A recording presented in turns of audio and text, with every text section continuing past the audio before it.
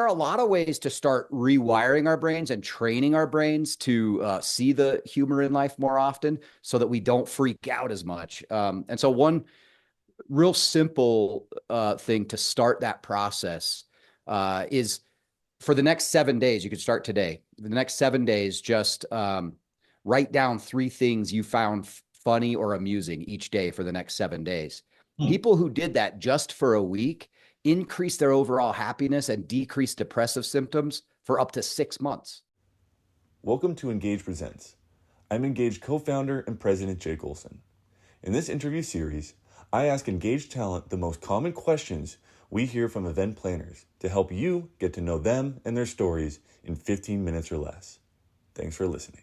Welcome to another episode of Engage Presents. I'm Engage president Jake Olson. Along with me today, Paul Osincup, and he told me how to pronounce that. So hopefully I did you right, Paul. Paul is a wellness expert, a positive workplace strategist, and dare I say, a comedian. So Paul, I'm sure we're gonna have some fun today. I don't want to come across totally right away as like the shark in Finding Nemo, like, ooh, you're a funny fish. You should tell us a joke. But I will say, maybe tell us an experience you've had on stage. What's the funniest experience you've had kind of being a comedian? Well, I could tell you this one time when I first started doing what I do now, speaking, full time, and I was just trying to get my start and really get out there. And I was taking myself so seriously, particularly as somebody who talks about humor and does comedy for a living. Why I even need to feel like I have to take myself all serious, I don't know, but it's a problem I have, and it's kind of what I speak about.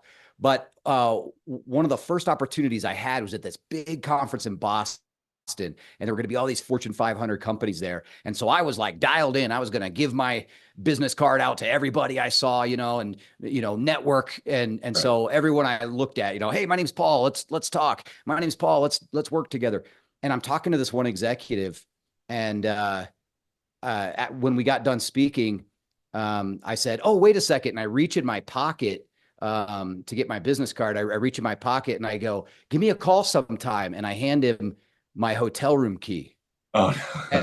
And he goes, "Oh, that escalated quickly." And I was like, "Oh God, oh, I'm so sorry. Hold on." And my neck got red and my face got red, and I was so embarrassed. And I'm like, "Oh, you ruined this. Like you're so bad at this networking thing." And I don't know why I got so uptight. He was a really nice guy, and he kept our room clean.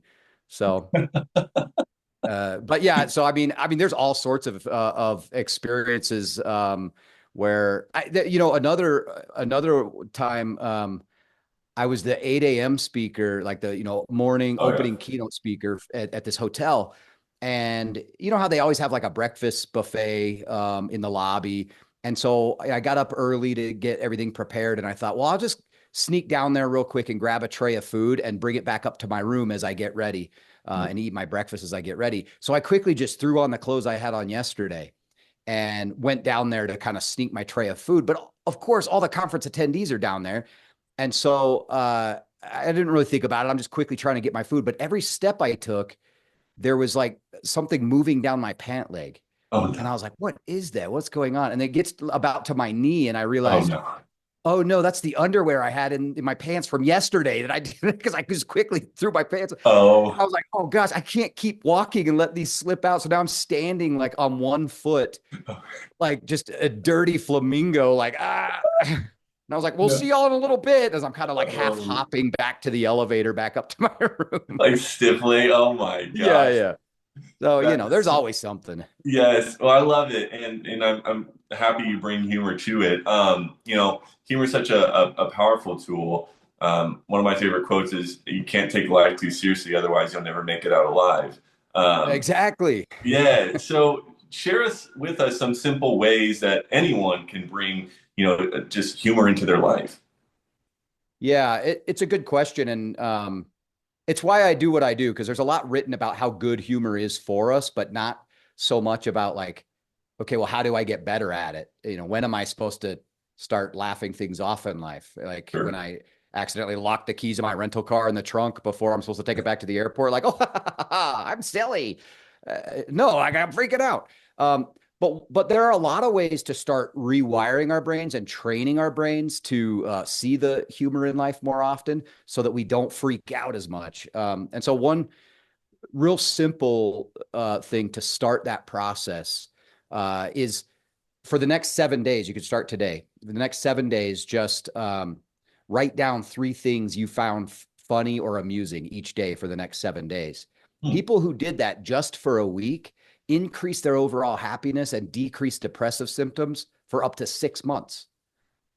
Plus, what it's doing is it's retraining your brain to start looking for those funny moments in life, and getting hardwired for humor. And I feel like you almost can kind of, I mean, in a way, it's obviously humorous, but I mean, the things you're writing for down are probably, if you looked at them, are mostly things you're grateful for as well. Definitely sometimes, but sometimes it could be a frustration. A lot of people, when they start doing this, notice that during their week, there will be something that normally would aggravate them or annoy them. And they think to themselves, oh, I'll be writing this down later. And that's when your brain is really starting to, even though it's not funny to you yet, your brain is saying, hey, don't freak out. It's okay. There's probably humor in this that you'll see later. And then it does make you grateful for, the ups and downs of life. And that's why I like using humor as a tool for resilience and mindfulness, because it's not like toxic positivity, like everything's going to be fine. It forces you to kind of take the pain of life and play with it a little bit. No, I've used humor throughout my life. It's definitely a tool. I absolutely love that, Paul. You when you do present, you do an activity. And I wrote it down because I'm not even sure what this means, man. But you show a picture, and then you have pair sharing of positive and negative emotions. So can you kind of explain what that is, why you use it, and then just kind of, again, I have no idea what this is. Yeah, this is one of my favorite activities. I'll have people pair up, person A, person B. Person A, I'm going to show them a picture, and person A needs to say to their partner something positive about the picture. Person B responds with something negative about the picture. Okay. And they go back and forth like that as long as they can sustain it and go. Then we'll switch roles and give them a new picture. Person B gets to start and be the positive person. Person A starts to and is the negative person, and they go. And then we kind of quickly debrief that. And what I find when I do that with groups, and I've done this with groups all over the world, is that for some people, it may be easier initially to be positive, but for almost everyone, it is exhausting to try to stay positive in the face of negativity. Like every time somebody comes with that negative statement again about that next thing, it's exhausting to go, oh, okay, and then think of the next positive thing to say. And it kind of shows us that we have to work at optimism and positivity, and that it's and that's why it's something that we admire in leaders, the people that can, through the difficult times, still see how we're going to make it through, and still have some rational optimism about our best next steps forward.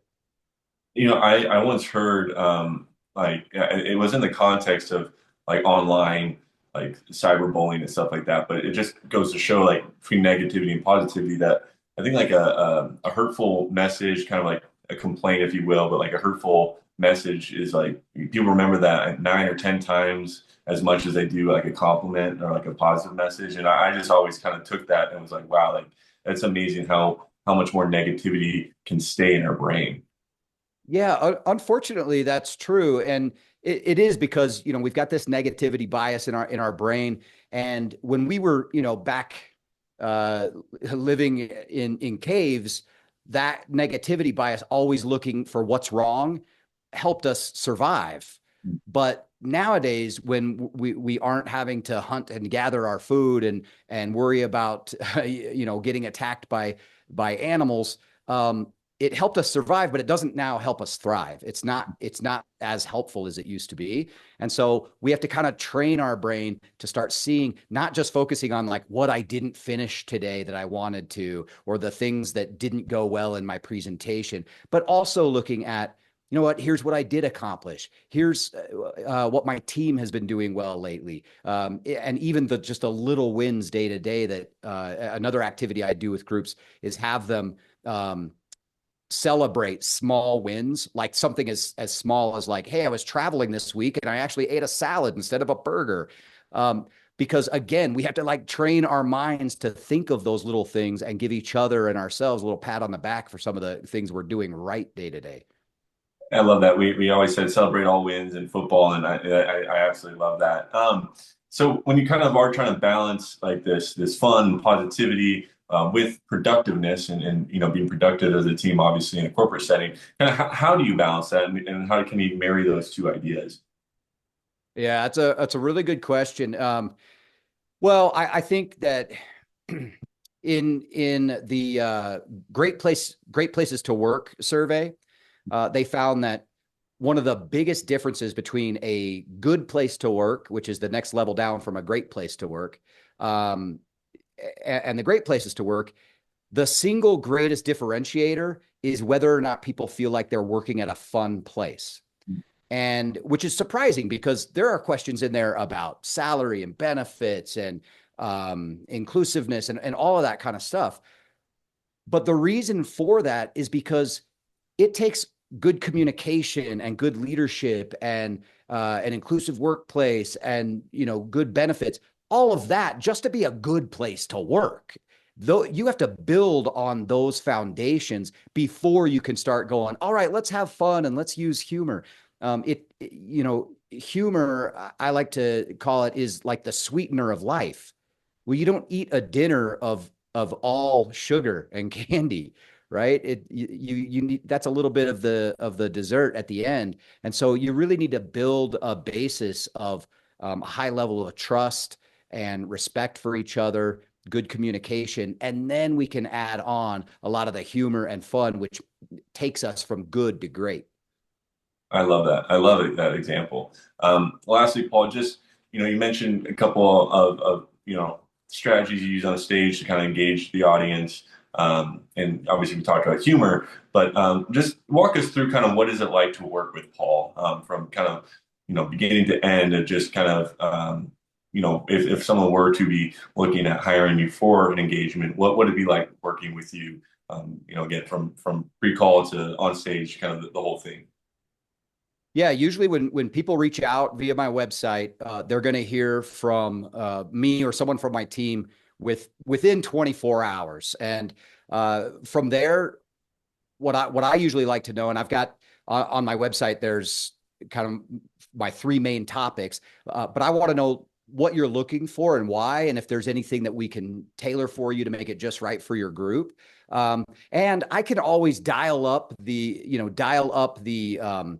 research and positive psychology and the real tangible takeaway strategies, and dial down some of the fun and comedy and that kind of stuff, or dial it up the other way, depending on what you're looking for. Most people kind of want a good 50-50 mix. And then a lot of people bring me in because they've got some heavier, more content that's focused on their industry throughout their event, but they really want to start the event off on the right foot with a lot of laughter and fun and getting people connected. And so we'll talk about that, or maybe end the event on a real positive note. And so I want to kind of know what your goals are. And I usually ask the event planner, when I'm done, what do you want people thinking and what do you want them feeling? And then I kind of work backward from there. Absolutely love that, Paul. We, just again, my life, I've used so much of what you talked about. It's so powerful. So bring that into a corporate setting is just as powerful. And so we appreciate what you do. If you want to check out more of Paul's work, his topics, obviously you can visit letsengage.com and check out his profile. Obviously, you mentioned his website, but we really appreciate your time today, Paul. Yeah, thank you so much, Jake. I appreciate it. All right, stay tuned for more Engage Presents.